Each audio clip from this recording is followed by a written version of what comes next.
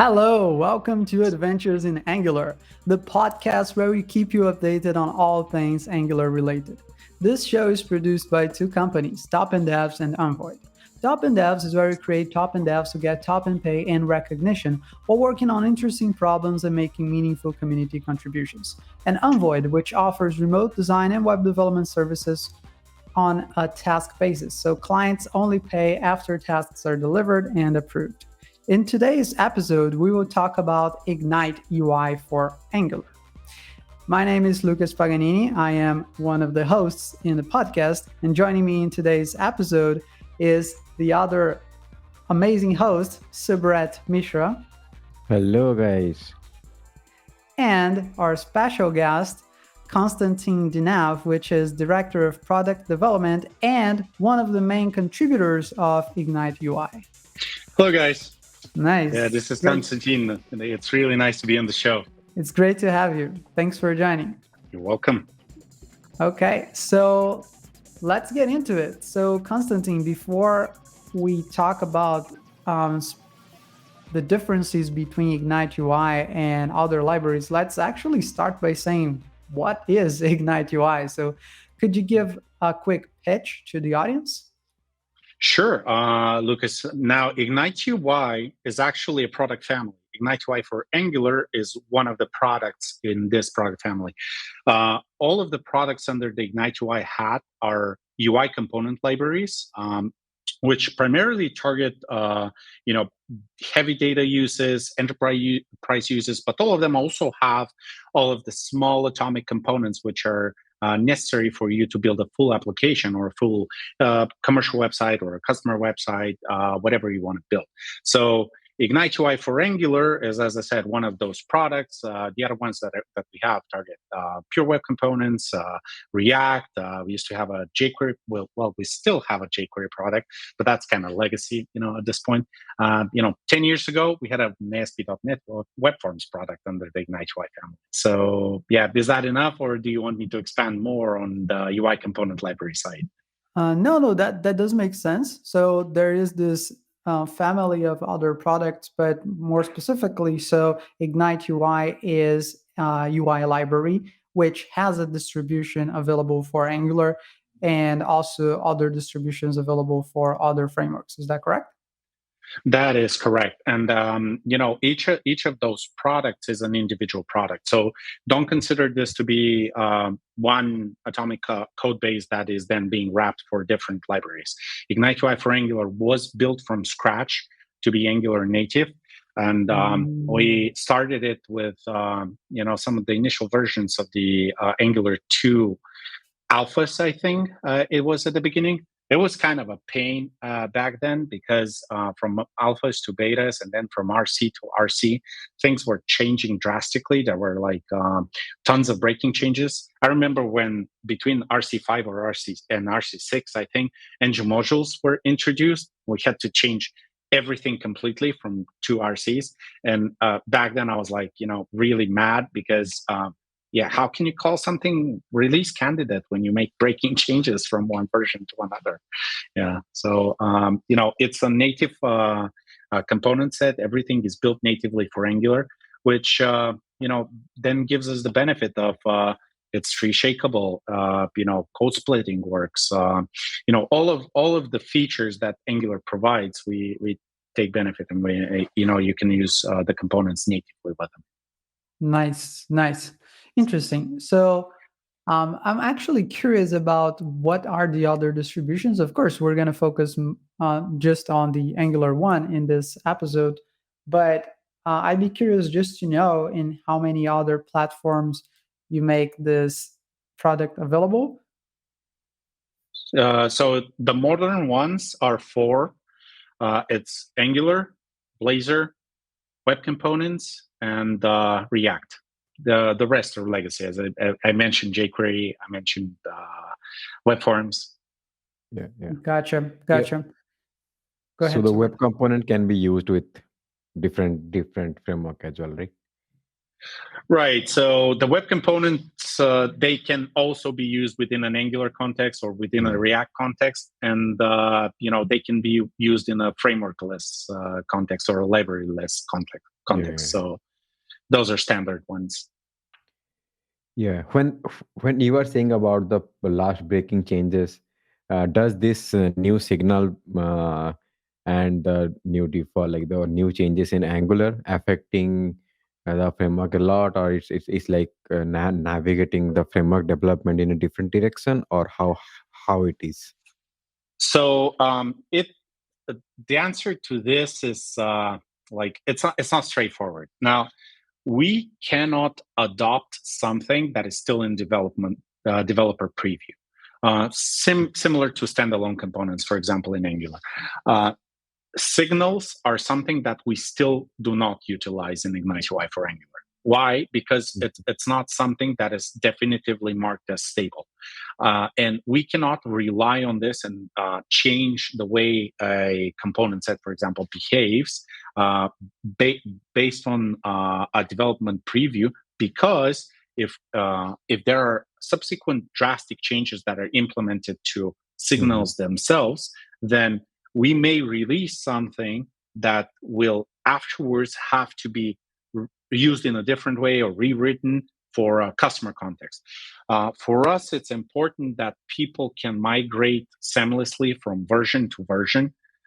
That's why there are migrations with each ng update. That's why we release schematics for anything that is supported for from the Angular CLI, ng add, ng update, as I already mentioned. Hmm. So standalone components, for example, we did migrate the framework to have all of our components as standalone and to be distributed as standalone with I believe, Ignite UI for Angular 16, which corresponds to Angular 16 as a major version.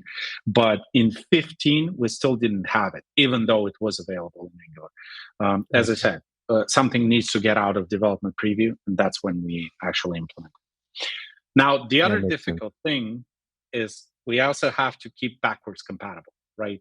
So even though we now ship standalone components, we still ship those wrapper ng modules, which basically import and export the components so that people using the ng modules can still continue using the product in the same way. Yeah, I think if you have a large user base who are using it, they might not be willing to uh, go for like that, spend that much amount of resources to always update. So it makes sense to always have a backward compatibility. But will that increasing the the loading time or bundle size to have a backward compatibility, or it's just like a different uh, No, bundle or it different? so we always try to avoid increasing bundle sizes. Actually, in the latest releases, all we've done is decrease the bundle sizes by improving the tree shakeability of the library and other Mhm. parts of it. But that's why I said so. Backwards compatibility, for example, for ng modules is just keeping the modules, but no longer having them declare components which are not standalone. No, they're just imports of standalone components and exports of the same components. Actually, the Angular material components did the same thing in their latest release. We were done with that one major release ago, and we basically took the same approach that they did, with their latest release for Angular components. Interesting. Nice. So let's start going into what makes Ignite UI different. Because now that we all understand what it is, then I think the most popular comparison that people are going to make is between Ignite UI and Material UI, just because Material UI is the most popular UI library for Angular developers. So that ends up being the comparison that everyone makes. And what would you say is the difference between them? And I think even more importantly than from a product perspective, from a target user perspective, like what's the type of person that would care about Ignite UI? Well, sure. So material components has all of the Angular components. I don't know even know what to call it at this point, but they have all of the basic necessary components for you to build, a website, right? Or a web application. And Ignite UI for Angular also has the same set of components. Now, where it gets tricky is whenever you have to whenever you have to build the UI, which is, for example, more data heavy. And you need a component to consume that. Now, material components do have a table component, right? But if you pull a JSON which has 350,000 entries inside of it, can you render this and have the page running smoothly with material components? And the answer to that is actually, I doubt anyone has even tested it. Now, if you paginate the data on your server side and then use some paging in the front end table, maybe it's doable. But out of the box, dumping the data and having the UI handle that, that's not possible. Ignite UI for Angular is built for data-heavy usage, not only for the simple, page application usages, but also for very data-heavy scenarios. Now, think about back office for applications. Think about financial trading. Think about CRMs. Think about, all of these types of applications where you would need to populate your UI with really a lot of data. Now, Ignite UI for Angular does this without any additional effort. So, for example, the grids that we ship compared to the material table, they're all virtualized, DOM virtualized by default. They have exposed all of the functionalities for easily hooking up server-side operations through your service, where you paginate data, or you sort data on the server, or you filter data on the server, and so on and so forth. But also, the same types of UIs are built for you and ready to use on the front end. So Excel style filters, for example, data summaries for the tables, pivoting. We have a pivot grid. And you don't have anything remotely close to that in material components.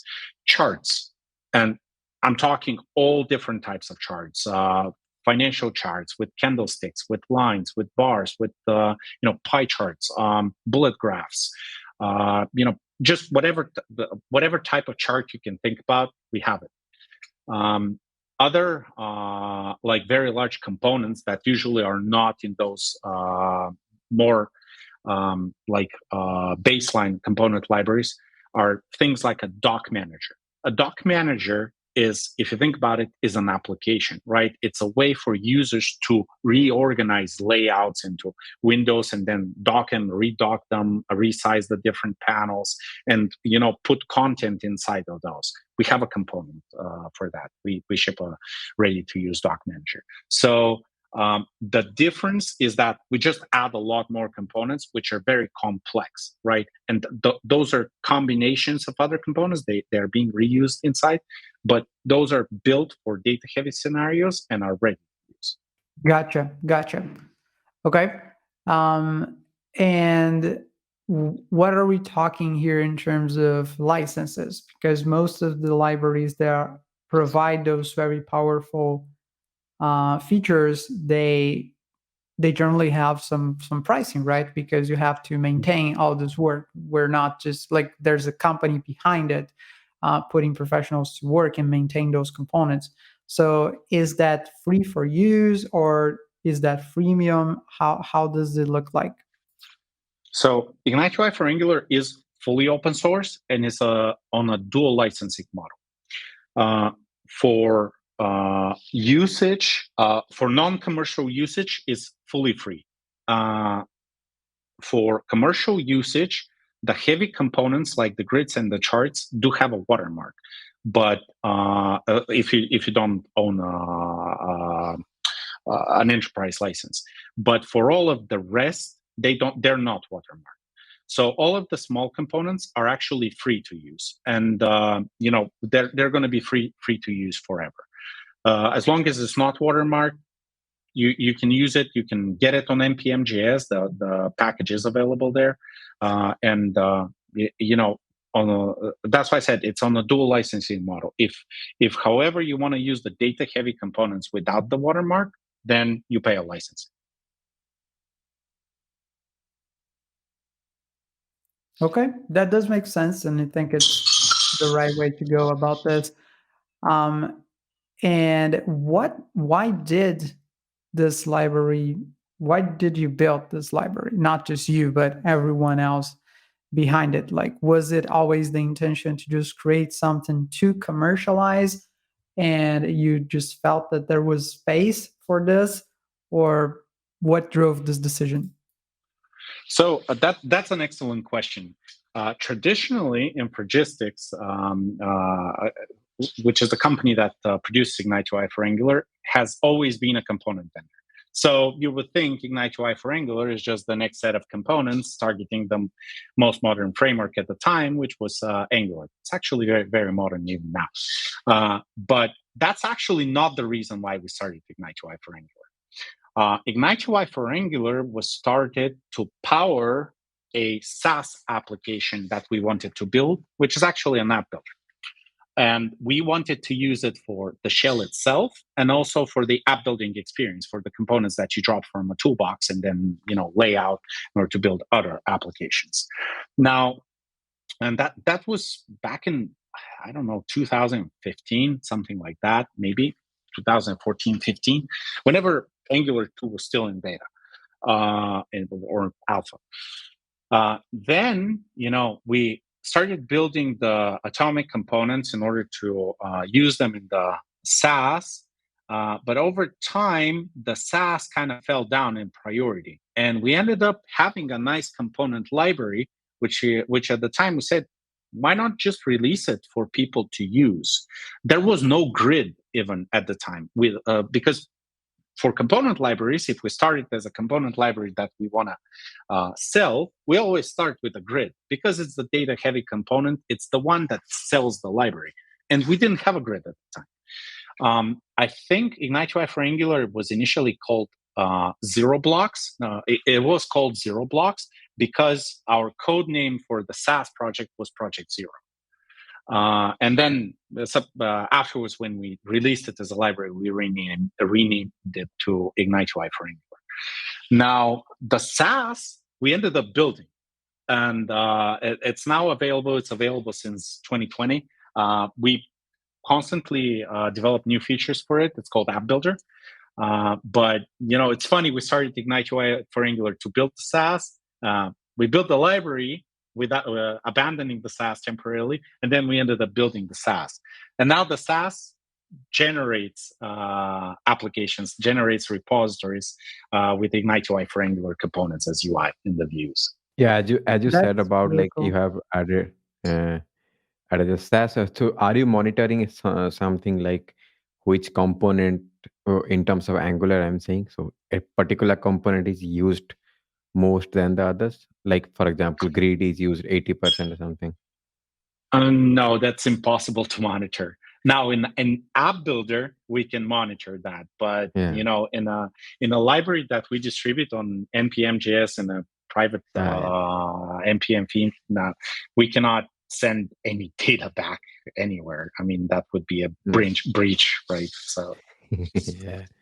No, I was just wondering, like, if you can get insights of like which components are used mostly from a library, then you can get into more things. But it makes sense. Have a like a it's not a so ethical edge.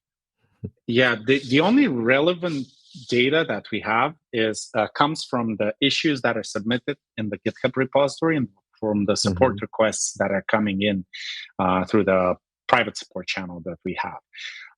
And this is still not data that is very relevant, right? Because most of the support requests and the issues that are coming in are for the very complex components, like the grid, because it's a Hmm. very complex UI. It has to work in like hundreds of scenarios, thousands of scenarios, and that's a component where it's easiest as a user to get into an issue or to think that you're getting into an issue.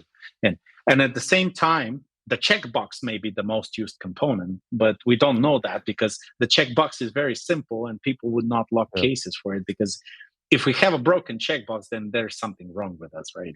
We're not building it right.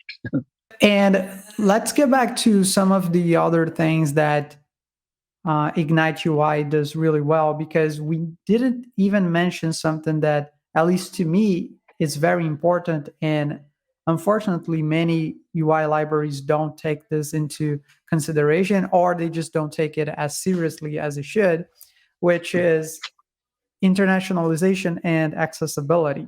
So I was really glad while going through the docs for Ignite UI to see that this is a main concern that the library authors have, to make it accessible and translated to many languages. So perhaps if you could tell us a little bit more about the support for accessibility and internationalization. Sure. So for I'm going to start with internationalization and localization. So with all of our products, not just Ignite UI for Angular, it has always been a priority for us to ship, first of all, components that are localizable, and second, as many languages as possible with pre-existing strings. So there are the UI in a lot of cases has some default strings, right? Which are, let's say, a title in a toolbar, or a hint in a paginator button, or something else in the drop down of a paginator, and so on and so forth. Grid summaries, for example, like sum, min, max, average, so on and so forth. All of those strings we don't just provide in English. We have 22 languages that we provide, and you can easily swap between those. So if your application targets the Italian population, for example, we do have Italian strings. Or if you want to ship something that is specific to a Romanian market, we have Romanian strings out of the box. So that has always been important to us, to have as many as possible. And actually, Ignite UI for Angular ships the most strings of all of our products. As I said, 22, which include also simplified and traditional Chinese, for example. Now, for the other aspect of the internationalization is not just the strings, but also regional formatting, for example, for numbers, for dates, for what else was like a region specific. Like all of those things that are region specific, we also need to comply with those and have built-in mechanisms how you can dynamically switch between these without, for example, an application reload. So yeah, I mean, all of this ships out of the box with all of the strings, and it's also important to us that when you build an application, we don't serve you all of the strings, even though you don't use them. So those are served only on demand. They're tree shakeable. The accessibility, that's a really I think this topic is so important that um, every library nowadays needs to be accessible. Every UI nowadays needs to be accessible, because disabled people, visually impaired people, they still need to be able to use the UI. They cannot just be left behind and not use a computer because the UI is not accessible. And not to mention, it's a requirement for whenever you're doing business with government, for example, because government cannot afford to deliver non-accessible UIs. So we do comply with the way AiA standard, with Section 508. Like, we have all of those things on our website and in our documentation that you can read. But that's not even the important part. So meeting all of the accessibility criteria as checkboxes is one thing. Testing with the actual screen readers and getting a feel of what's the experience for people who are going to use the screen reader is the really important part. And I gotta say, I'm actually a little drawn back by the state of the screen readers at this point, because if you try a few different ones, you will notice immediately they read different things. They read them in a different way. Different screen readers decide what attributes to honor and what not. And sometimes, if for example you comply with all of the checkboxes, the screen reader can be really a pain to listen to because it repeats one and the same thing several times just because you complied with certain checkboxes. So it's really important for you to also be testing with the screen readers. And now for our components, all of our specifications for the components are also freely available, openly available on our GitHub repository. They're in the wikis. Everyone can open and read the specifications. We want to be as open as possible with that. And you will see that even in the specification template, accessibility is a major point in every specification for every component. Yeah, it makes sense. Like previously, if I remember, like 6 to 7 years back, very few websites had accessibility, but nowadays, very small websites are able to make accessible thanks to like you guys are helping small companies with small resources with their package, so that it will be easier for them to achieve it, so that a lot of people can use it. And I currently in my company we are also using some accessibility feature, and I was there with some user testing, and you can feel if a disabled person while using it and how they're happy because they are able to use a phone or a website. Yeah, it's a Yeah, pretty precisely.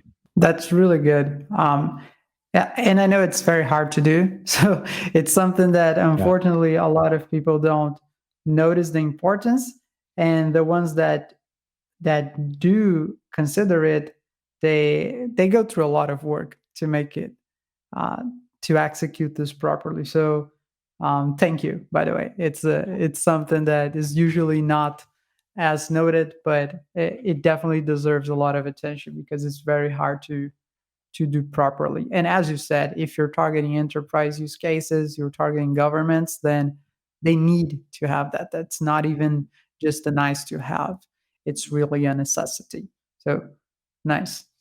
Do you think there are any particular components that deserve a bit of highlight that you think would be worth mentioning them here? Like you already said that um, it really shines on data heavy data heavy UIs. But other than that, is there any other parts of the library that you would like to highlight?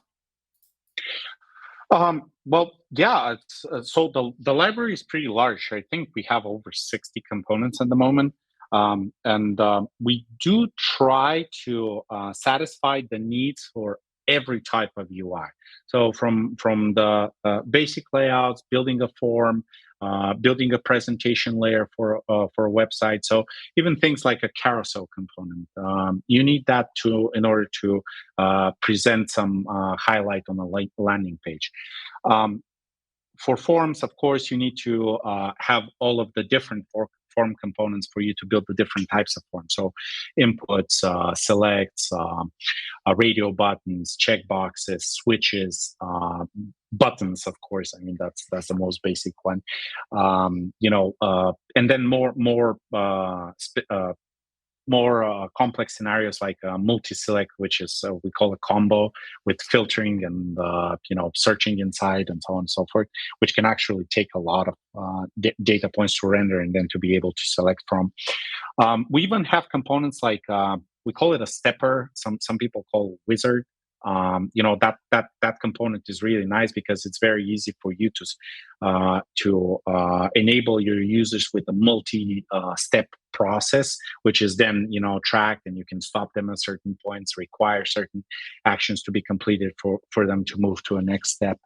The grids, charts, doc manager, those are the heavy hitters, but we even have a small Excel library and then a ginormous Excel library, which actually reproduces the entire Excel object model. So the small one is for you to be able to easily, for example, export a grid data into an Excel worksheet and then preserve things like groups, collapse and expand some styles and so on and so forth. Now the heavy one is you can do anything. You can even do charting within the Excel spreadsheet that you produce. What else? Like there is really a lot. I mean, we really have put a lot of work into every single component. We have a calendar, we have a slider, we have whatever you can think of. Name a component, and we probably have it. We have really nice cards because cards nowadays are actually building blocks for a lot of the UIs in a website. Have you noticed that? I mean, it's a trend. People use a card sometimes to even lay out an entire page. So that's really important to have. Yeah, date pickers, time pickers. That seems very, very extensive. I was just curious, like how many developer designers you have to build like a library this big with multiple framework. So right now, my organization is around 60 people. Uh, all of them, on one point or another, work on Ignite UI for Angular, but also on the other Hmm. component libraries. Now, at this point, probably half work on the app builder SaaS, but the app builder SaaS is also powered by these components. So it's kind of back and forth between the SaaS and the component library, and then the SaaS code generates. It's a low code tool, so it code generates Ignite UI for Angular or web components or React or Blazor, whatever you choose as a target. But Hmm. the so I would say 60 on and off. Full time at the moment is probably around 15, something like that. Mm. Pretty nice. That's a lot. Like yeah, and also like the way you describe accessibility, I know that you have a lot of user testing and those things are going on. So combine everything, maybe it's to a user who like listening or watching us, it seems like just a library, but developing this kind of a big library is a lot of effort. Like if you just try to design a date picker and you will see how many variables you need if the viewport is down, you need to put it in the top. There are a lot of things are there. So simple date picker is so hard. Like think about grid, it is like it will take you months to just. So I just Right. want to thank you for that. Yeah. Well, it's not easy. It's definitely not easy, but it's very satisfying, especially Yeah. after you are able to produce a reusable component, and then people start using it and actually start using the different modes or variations that are supported by the component. And it's actually even nice when you get an issue. You know that people are using it. Mhm. You know that they dug in, found a scenario that doesn't work precisely how they expected it to work, and then they submit an issue. That's really nice. Nice. Okay, cool. So it doesn't seem like it because everything, like the conversation was flowing so easily, but we're actually at 35 minutes talking about UI. So I think we should probably start wrapping up before people start complaining I about. can probably talk for 2 more hours. So just Definitely, you got to cut definitely me Or off much maybe more somewhere. than 2 more days. Yeah, maybe. yeah, yeah. Do you have anything, Constantine, that you would like to mention before we start wrapping up and talking about like doing some promos and etc.? Well, yeah, sure. I mean, I mentioned App Builder a few times throughout our conversation. Now, just say for Angular, the most used tool alongside Angular is the Angular CLI, right? Because it simplifies the work for you. It makes the project setup no brainer.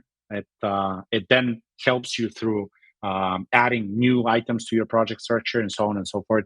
Helps you migrate projects. Now, the app builder is, I would say, a step further or several steps further because it not only generates projects for you, generates UI and code for you, but it allows you to build your applications in a visual way to a very sophisticated level, actually, because we have things like variable support, state and context binding within the application that you're building, connecting to data sources that have open API descriptions, and then readily using them within the app building experience.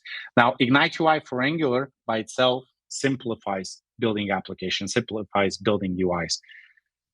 Ignite UI for Angular with App Builder makes it like it completely reduces the time for you to from start to finish with an application, and it eliminates the handoffs that you usually have between designers, developers, and product managers, product owners. So if you haven't tried it out, I mean, you guys should.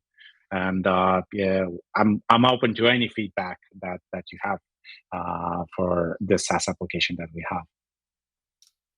Hey, just one question like it just came to my mind that as you have an app builder, is there are you guys are planning to have like integrate Gen AI so that like while it will be So built respectively? yes, we are. We are. So the thing about Gen AI at the moment is it is a marketing hype for everyone to integrate it, right? To us, the important thing is what would really be the useful scenarios. So Mm. it's not as simple as us enabling a prompt which will then spit out some things which in most cases are not even verifiable and testable, whether Mhm. they work 100% of the time. So the most important thing for app builder is that it always produces a code that will not only compile but is at least to our standards is optimal up to the level that we can generate it.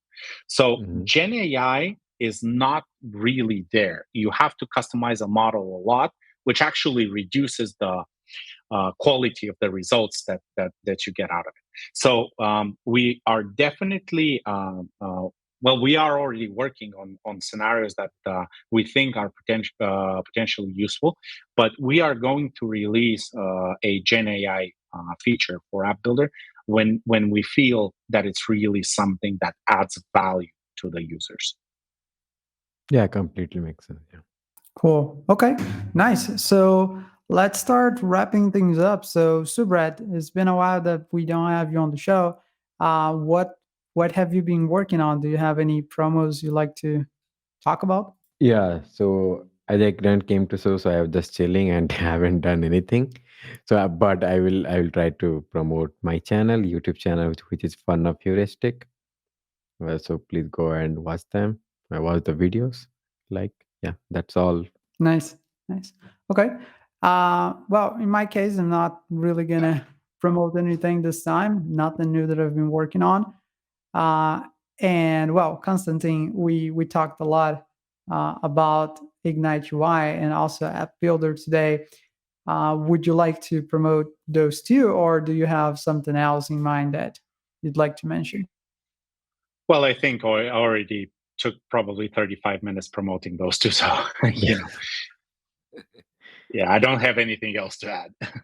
Okay, okay, all right. Yeah, it's kind of like saying, "Yeah, Lucas, we talked about this for 35 minutes. What else do you want me to say?"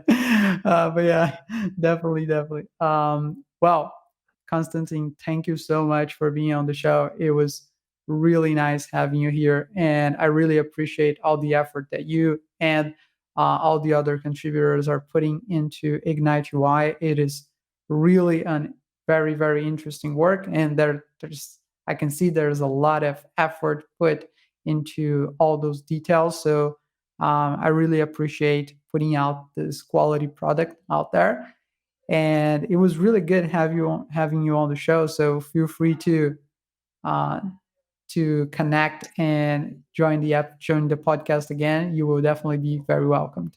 Well, thank you very much, guys, for having me on this podcast. I mean, kudos to you for spending the time to actually put those together. That's really beneficial, I think, to the community. And it was really nice to be with you. Nice. Okay. All right. So thank you, and I'll see you in the next one.